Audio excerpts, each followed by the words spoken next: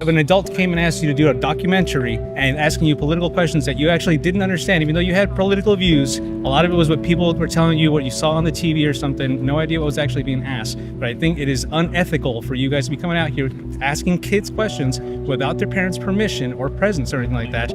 Well, they're in uniform, right? So whenever you broadcast this, even if it's just on YouTube, you are sending a message that kids from a certain school present a certain ideology or agree with your narrative.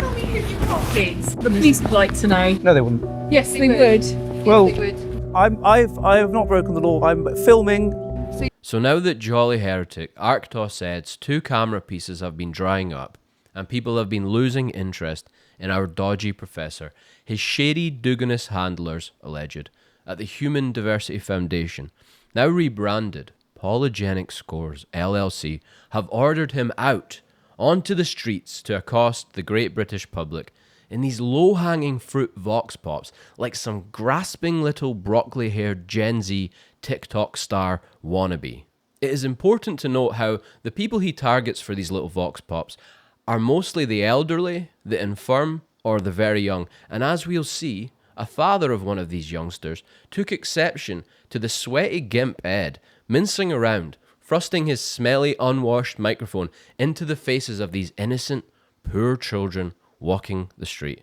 A glimpse of unfiltered thoughts before years of social pressure kick in. But the moment the school and parents learned what questions we'd asked, the reaction was explosive. If an adult came and asked you to do a documentary and asking you political questions that you actually didn't understand, even though you had political views, a lot of it was what people were telling you, what you saw on the TV or something, no idea what was actually being asked. But I think it is unethical for you guys to be coming out here asking kids questions without their parents' permission or presence or anything like that.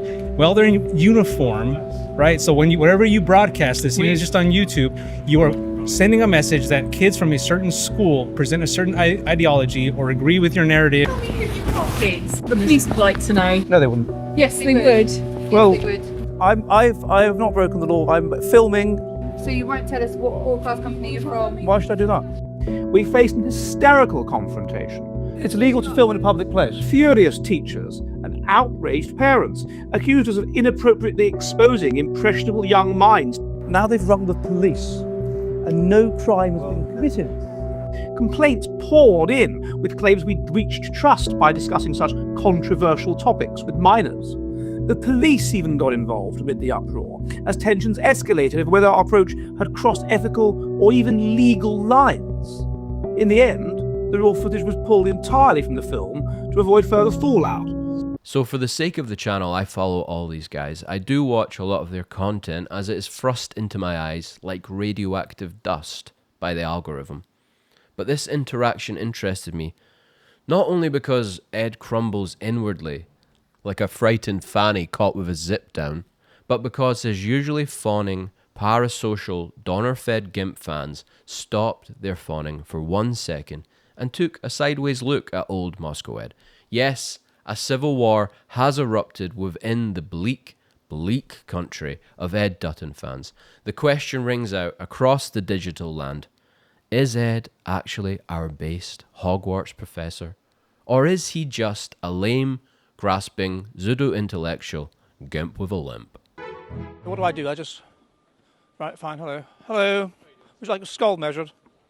Would you like a skull measured? We're measuring skulls. No, all right. Would you like a skull measured? We're measuring skulls. No, all right. A true summer miracle. The parasocial bros, like Helen Keller, for the first time extend their hands into the silent, inky blackness, probing to ask, am I alone in this nothingness?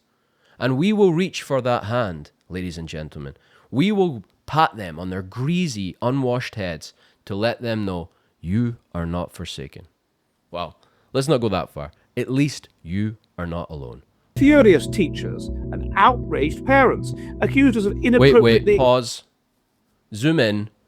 Zoom in on the eyes and jaw. I knew it. That gimp afraid. Oh, Ed, are you alright? Do you need a seat, pal? It's okay. I doubt he's going to batter a poor old disabled man on the street in daylight.